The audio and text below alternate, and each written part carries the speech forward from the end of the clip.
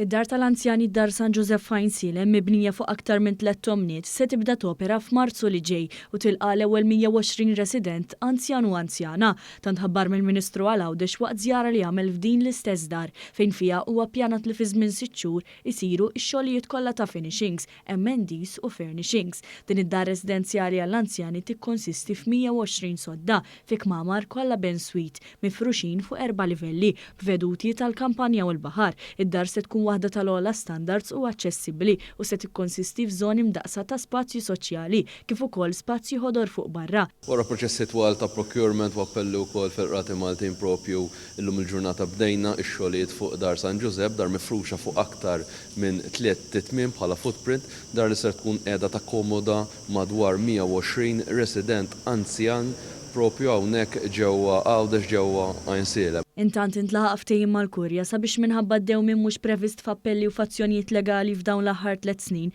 il-ftehim eżistenti mal-Kurja ġie estiż bi 3 snin oħra bil-Gvern ikun eżenti minn ħlasijiet addizzjonali.